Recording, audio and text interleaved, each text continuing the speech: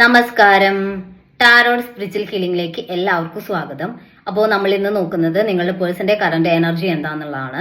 ഇതൊരു general reading ആണ്, generals ആണ്. നിങ്ങൾ എപ്പോഴാണോ ഈ റീഡിംഗ് കാണുന്നത് അപ്പോൾ മുതലാണ് നിങ്ങൾക്ക് ഇത് വാലിഡ് ആയി തുടങ്ങുന്നത്. അതുപോലെ ഈ റീഡിംഗിൽ നിങ്ങൾക്ക് റെസനേറ്റ് ആവുന്ന കാര്യങ്ങൾ നിങ്ങൾ എടുക്കുക, അല്ലാത്ത കാര്യങ്ങൾ നിങ്ങൾ വിട്ടുകളയാം. അതുപോലെ ലവേഴ്സ് ആയിക്കോട്ടെ, എക്സ്ട്രാ മാരിറ്റൽ അഫെയറുള്ള ആളുകളായിക്കോട്ടെ, എല്ലാവർക്കും ഈ റീഡിംഗ് എടുക്കാവുന്നതാണ്. നിങ്ങൾക്ക് പേഴ്സ് റീഡിംഗ് ആവശ്യമുണ്ടെങ്കിൽ മുകളിൽ കൊടുക്കുന്ന വാട്സ്ആപ്പ് നമ്പറിൽ കോൺടാക്ട് ചെയ്യാവുന്നതാണ് കേട്ടോ. അപ്പോൾ പോസിറ്റീവ് മൈൻഡ് സെറ്റോട് കൂടി ഇരുന്നിട്ട് റീഡിംഗ് കാണാം.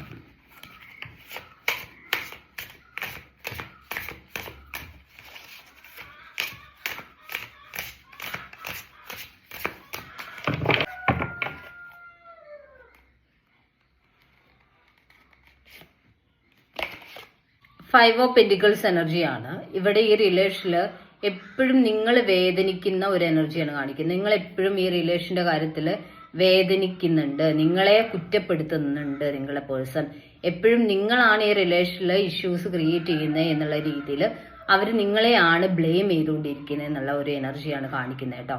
അതിന്റെ പേരിൽ നിങ്ങൾ ഞാൻ കാരണമാണ് ഈ റിലേഷനിൽ പ്രശ്നം ഉണ്ടാവുന്നത് എന്നുള്ള ഒരു രീതിയിൽ എപ്പോഴും മാനസികമായിട്ട് തകർന്നിരിക്കുന്ന ഒരു സിറ്റുവേഷൻ കാണിക്കുന്നുണ്ട് ഇവിടെ ലവേഴ്സ് കാർഡാണ് കാണിക്കുന്നത്. അതായത് ഈ റിലേഷനിൽ നിങ്ങൾ തമ്മിലുള്ള കണക്ഷൻ ഒരു ഫിസിക്കൽ അട്രാക്ഷൻ കൂടുതൽ ആയിട്ട് നിൽക്കുന്ന ഒരു എനർജിയാണ് കാണിക്കുന്നത്. ഫിസിക്കൽ അട്രാക്ഷൻ രണ്ടുപേരും തമ്മിൽ ഒരു ഡൊമിനന്റ് ആയിട്ട് നിൽക്കുന്നു എന്നാണ് കാണിക്കുന്നത്. രണ്ടുപേർക്കും അങ്ങോട്ടും ഇങ്ങോട്ടും ഒരു ഭയങ്കരമായിട്ടുള്ള ഫിസിക്കൽ അട്രാക്ഷൻ ഉണ്ട്. ആ ഒരു സ്നേഹവും കണക്ഷനും കൂടി നിൽക്കുന്ന ഒരു എനർജിയാണ് കാണിക്കുന്നത് കേട്ടോ.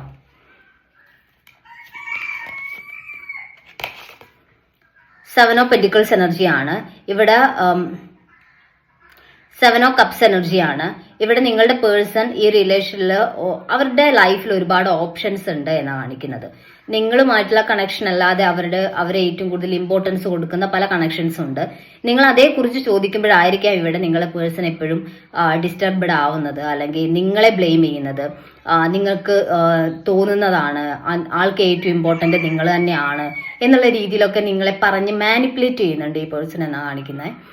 നിങ്ങൾക്ക് ഓരോ കാര്യങ്ങൾ വെറുതെ നിങ്ങൾ ഓവർ തിങ്ക് ചെയ്ത് കൂട്ടുന്നതാണ്, അല്ലാതെ ആൾക്ക് ഏറ്റവും ഇമ്പോർട്ടന്റ് ആയിട്ടുള്ള നിങ്ങൾ തന്നെയാണ്, നിങ്ങൾക്ക് വേണ്ടിയിട്ടാണ് ആള് ഈ റിലേഷനിൽ അത്രയും സ്ട്രോങ് ആയിട്ട് നിൽക്കുന്നത് എന്നുള്ള രീതിയിൽ എപ്പോഴും നിങ്ങളെ കുറ്റപ്പെടുത്തിക്കൊണ്ട് ഈ റിലേഷനിൽ ആൾ നിൽക്കുന്ന എനർജിയാണ് കാണിക്കുന്നത്. എന്നാൽ ആൾക്ക് ഇമ്പോർട്ടന്റ് ആയിട്ടുള്ള ആളുകൾ മറ്റ് കണക്ഷൻസ് ആളുടെ ലൈഫിൽ ഉണ്ട് തന്നെയാണ് കാണിക്കുന്നത്.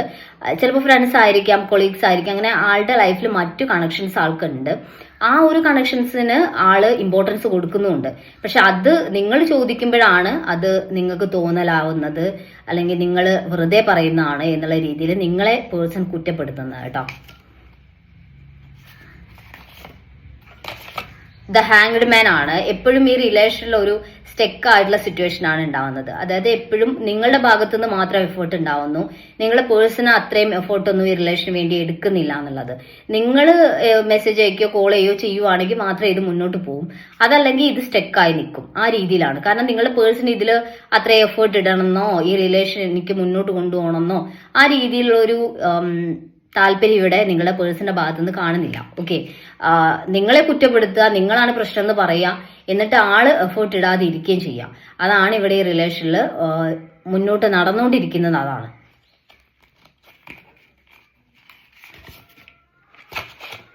നൈറ്റ് ഓഫ് കപ്സ് എനർജിയാണ് ഇവിടെ. നിങ്ങളോട് ഇഷ്ടവും ഫീലിങ്സും ഒക്കെ ആള് കാണിക്കുന്നുണ്ട് എന്ന് കരുതി, പക്ഷെ ആ ഒരു ഇഷ്ടവും സ്നേഹമൊക്കെ അതുപോലെ നിങ്ങൾക്ക് ഫീൽ ചെയ്യുന്നില്ല എന്നുള്ളതാണ്. കാരണം അത് ഫീൽ ചെയ്യിപ്പിക്കാൻ ആള് ശ്രമിക്കുന്നില്ല.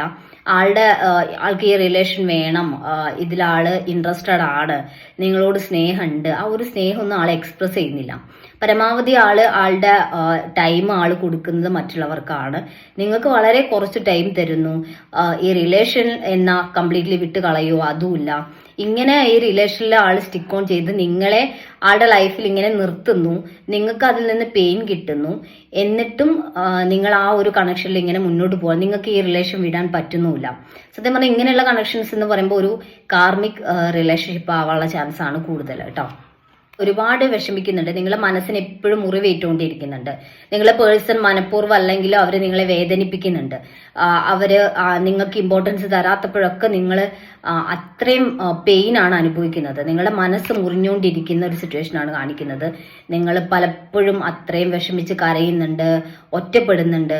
അങ്ങനെ ഒരു റിലേഷനിലൂടെയാണ് ഇപ്പൊ കടന്നു പോകുന്നതെന്നാണ് കാണിക്കുന്നത്. ഇവിടെ ദ ഡബിൾ എനർജിയാണ് കാണിക്കുന്നത്. ഈ റിലേഷനിൽ നിങ്ങളുടെ പേഴ്സൺ ഒരു സെൽഫിഷ് ആയിട്ടാണ് ബിഹേവ് ചെയ്യുന്നത് എന്നുള്ളതാണ്. അവരുടെ സന്തോഷവും അവരുടെ ഹാപ്പിനെസ്സും എല്ലാം അവർ സ്വയം കണ്ടെത്തുന്നുണ്ട്. അപ്പോൾ അവർക്ക് മറ്റ് കണക്ഷൻസ് ഉണ്ടായിരിക്കാം, അതിലോട്ടൊക്കെ അവർ ഇൻട്രസ്റ്റഡ് ആയിട്ട് നിൽക്കുന്നു, അവിടെയൊക്കെ അവർ ഹാപ്പി ആയിട്ട് നിൽക്കുന്നു. എന്നാൽ നിങ്ങൾക്ക് ഒരു വാല്യൂ തരുന്നില്ല എന്നുള്ള രീതിയിലാണ്. അപ്പോൾ നിങ്ങൾ ഏത് രീതിയിൽ നിങ്ങളെ ട്രീറ്റ് ചെയ്താലും നിങ്ങൾ ഈ റിലേഷൻ വിട്ടു പോവില്ല എന്നുള്ള ഒരു കോൺഫിഡൻസ് നിങ്ങളുടെ പേഴ്സൺ ഉണ്ടെന്ന് കാണിക്കുന്നത്. അതുകൊണ്ട് തന്നെ ഇതൊരു കാർമിക് റിലേഷൻ ആണ്. അപ്പം ഇവിടെ നിങ്ങൾക്ക് ആള് പെയിൻ തരാൻ വേണ്ടി വന്നതാണ്.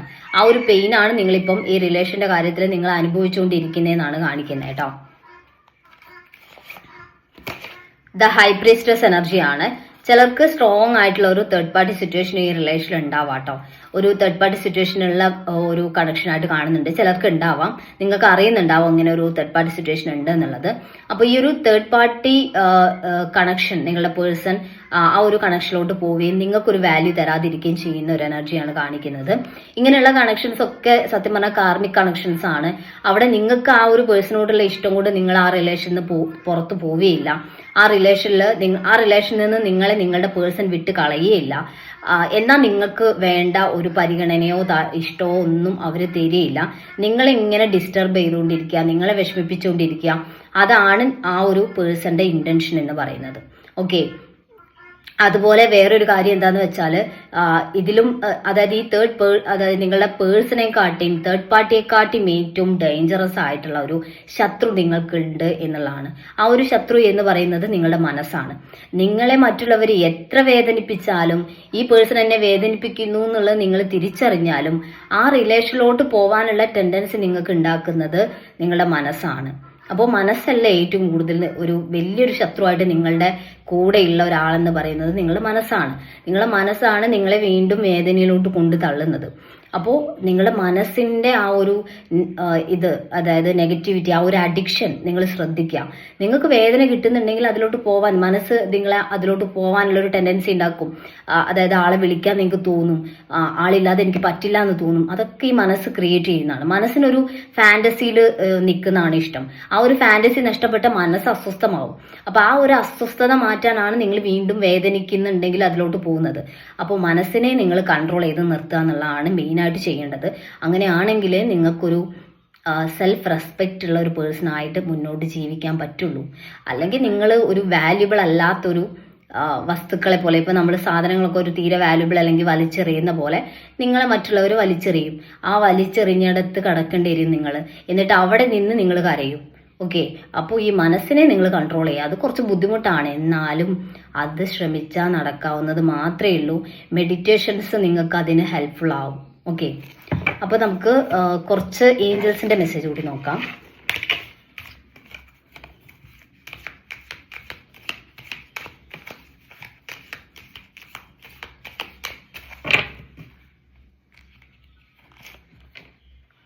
വെയിറ്റ് എന്ന് പറയുന്നുണ്ട്.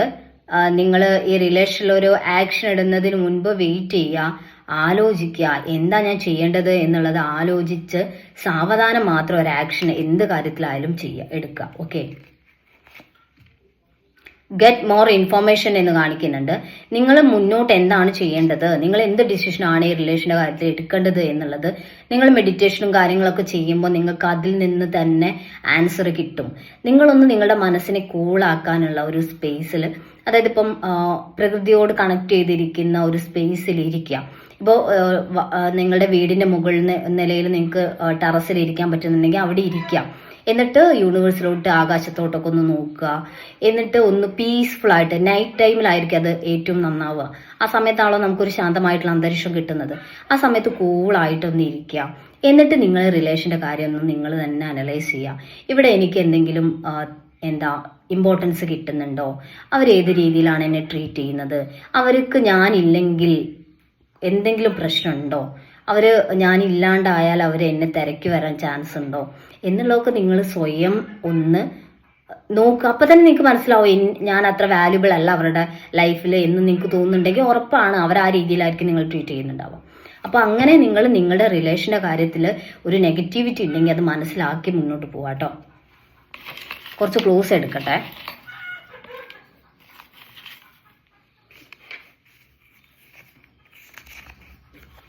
ഭരണി, letter Y, letter U, 1994, Chithira, Uthrattathi, 1987, letter M, 2000, June, March, letter B, Chathayam. അപ്പോൾ നിങ്ങൾക്ക് ഈ ഒരു റീഡിംഗ് ഇഷ്ടമാണെന്ന് വിചാരിക്കുന്നു. Thank U.